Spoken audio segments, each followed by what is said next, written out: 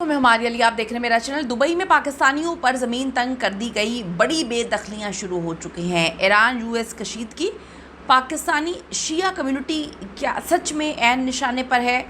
You اے ای کا بڑا crack down, ہزاروں پاکستانیوں کو ڈپورٹ کرنے کی اصل وجہ سامنے آنا شروع ہو گئی ہے۔ کیا دبئی اب پاکستانیوں کے لیے محفوظ نہیں ہے؟ کچھ سنسنی خیز انکشافات کرنے جا رہی ہیں۔ پاکستانیوں کے ویزے آخر کیوں ریجیکٹ ہو رہے ہیں؟ وجہ کیا ہے؟ سچ کیا ہے؟ وہ سچ آج کی ویڈیو میں آپ کو بتائیں گے۔ دبئی سے بے دخلی کیا یہ صرف سیکیورٹی وجوہات ہیں یا بات بہت آگے تک جا پہنچی ہے؟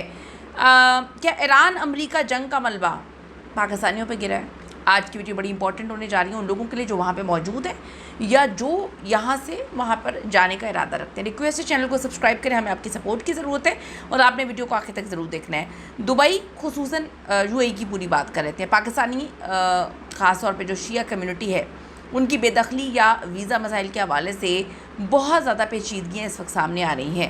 اگرچہ آفیشیل سطح پر جو یو اے ای کی حکومت ہے، متحدہ عرب امارات نے کسی مخصوص جو مسلک ہے اس کو نشانہ بنانے کا اعلان نہیں کیا، نہ ہی انہوں نے اس بات پہ کوئی بولا ہے کہ جی ایسا ہے، لیکن لوگوں کو نظر آ رہا ہے، لوگوں کو سمجھ آ رہی ہے کہ ایک بڑی تعداد میں جو ہے جو زمینی حقائق ہیں، جو تجزیہ کار بتا رہے ہیں، جو لوگ اپنی کہانیاں شیئر کر رہے ہیں کہ شیعہ کمیونٹی، مسلمان شیعہ کمیونٹی جو ہے ان کو نکالنے کے بہت سارے واقعات جو ہیں اس وقت سامنے آئے ہیں۔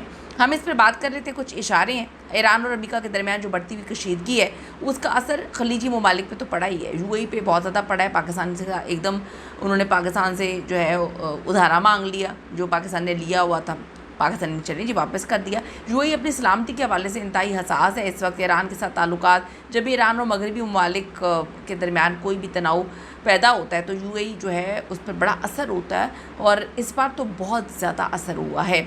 آپ دیکھیں کہ جو خلیجی ممالک ہیں وہ اپنی داخلی سیکیورٹی جو ہے وہ کافی سخت کر دیتے ہیں۔ سیکیورٹی اداروں کو خدشہ ہوتا ہے کہ کہیں علاقائی کشیدگی کا اثر جو ہے وہ ان کی اپنی زمین پر یا کسی احتجاج نیٹ ورک پہ نہ پڑے، لیکن اس بار تو ہم نے یو اے ای کو دیکھا کہ بڑے وہاں پہ حملے ہوئے ہیں۔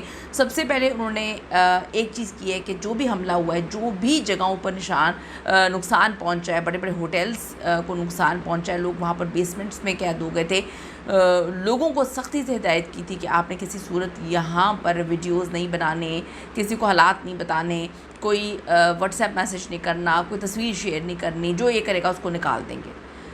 بڑے معاملات عجیب ہوئے، لوگوں کو سمجھ نہیں آ رہی تھی کہ ہمارے ساتھ یہ کیا ہو رہا ہے۔ ہماری زندگیاں جو ہیں وہ اس نہج پہ آ گئی ہیں کہ ہم اتنے مہنگے ہوٹلز کی بیسمنٹ میں رہنے پر مجبور ہو گئے ہیں۔ اس بنیاد پر پھر لوگوں کی نگرانی انہوں نے بڑھا دی، جن کے نظریاتی یا مذہبی روابط ایران کے ساتھ تھے۔ پھر یہاں تک معاملہ آیا کہ جو شیعہ کمیونٹی ہے ان کو لگا کہ جی وہ بھی کنیکٹڈ ہیں ایران کے ساتھ۔ اب حالیہ مہینوں میں پاکستانی شہریوں کو ویزے کے حصول میں بڑی مشکلات کا سامنا کرنا پڑا۔ متحدہ عرب امارات نے پاکستانیوں کے لیے سیکیورٹی اسکریننگ کا عمل بہت سخت کر دیا۔ بعض شہروں جیسے کہ کراچی، پارا چنار، ڈی آئی خان سے تعلق رکھنے والے لوگوں کو تو پہلے یہ ریجیکٹ کر رہے تھے۔ پھر یو اے ای کے قوانین کے مطابق کسی بھی قسم کی سیاسی یا مذہبی جو سرگرمیاں، کسی بھی قسم کی چیز کو پوسٹ کرنا وہ سخت جرم قرار دے دیا۔ ایران امریکہ جنگ یا پھر کسی مذہبی لیڈر کے حق میں کی گئی پوسٹ کو کرنے سے آپ کو رپورٹ جو ہے وہ کیا جانے لگا۔ پاکستانی کمیونٹی کی ایک بڑی تعداد کو حالیہ عرصے میں ان وجوہات پر نکالا گیا ہے۔ اوور سٹے اور غیر قانونی کام، یعنی کہ یو اے ای نے 2025 اور 26 میں ویزا قوانین کی تو کافی زیادہ خلاف ورزی کرنے والوں کے خلاف بڑے پیمانے پر کریک ڈاؤن تو کیا تھا، لیکن ابھی کچھ لوگوں نے اپنی سٹوریز لگائی ہیں کہ کسی نے لکھا کہ جی ہم جو ہے مجلس میں گئے ہوئے تھے، کسی نے لکھا کہ ہم امام بارگاہ گئے ہوئے تھے، ہم بلا وجہ بتائے بغیر رپورٹ کر دیے، کسی نے لکھا ہم 40 سال سے وہاں پہ موجود تھے، کسی نے لکھا کہ 15 سال سے ہمارا کاروبار ادھر تھا، ہمیں بتائے بغیر ایک دم سے 24 گھنٹے کا وقت دیا، ہمارا سامان بھی سارا وہیں پہ رہ گیا، ہم بڑی بری حالت میں وہاں سے نکلے ہیں۔ تو بڑی تکلیف دہ سچویشن تھی۔ ابھی کچھ جعلی دستاویزات، ویزا اپلائی کرتے ہوئے غلط معلومات یا جعلی جو تعلیمی اسناد ہے اس کی وجہ سے بھی ریجیکٹ ہوئے ہیں۔ پھر شیعہ کمیونٹی کے حوالے سے یہ تاثر پایا جاتا ہے کہ انہیں بہت زیادہ اس طرح کے معاملات کا سامنا کرنا پڑا کہ ان کو ایران اور امریکہ کانفلکٹ کے بعد جو ہے وہاں سے نکال دیا گیا۔ ماضی میں بھی کچھ ایسی رپورٹس آئی ہیں جہاں مخصوص پیشہ ور افراد، ڈاکٹر، انجینئرز کو بغیر کسی ٹھوس جرم کے صرف سیکیورٹی رسک قرار دے کر ملک چھوڑنے کا 24 گھنٹے میں حکم دے دیا گیا تھا۔ تجزیہ کاروں کا کہنا ہے کہ یہ قدم اکثر ایران کے ساتھ منسلک گروپس کے ساتھ ممکنہ ہمدردی کے شعبے میں جو ہے اٹھایا جاتا ہے۔ پھر اس کا تعلق کسی بھی فرقے سے کیوں نہ ہو۔ پاکستان کی بے دخلی محض کسی ایک مسئلے تک محدود نہیں ہے، لیکن جو لوگ اپنی سٹوریز شیئر کر رہے ہیں ان کے مطابق شیعہ کمیونٹی کو بڑی تعداد میں نشانہ بنایا گیا۔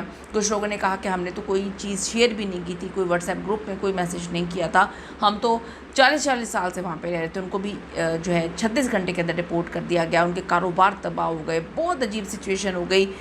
اللہ بہتر جانتا ہے۔ امریکہ ایران کشیدگی کے دوران سیکیورٹی اداروں کی نظریں ان لوگوں پہ زیادہ رہیں جن کے بارے میں وہ سمجھتے ہیں کہ ان کا مسئلہ کیسا ہو سکتا ہے یا وہ کسی ایجنڈے کے تحت کام کر رہے ہیں، لیکن آپ یہ دیکھیں کہ جو لوگ تھے انہوں نے بتایا کہ ہم تو کسی ایجنڈے کے تحت کام نہیں کر رہے تھے، ہم تو صرف اپنے کام پر فوکس کر رہے تھے، ہمارے بیوی بچوں کے کا ہمارا روزگار سے ان کے گھر چلتے تھے، پاکستان میں ہمارے سے بڑی زیادتی کی ہے۔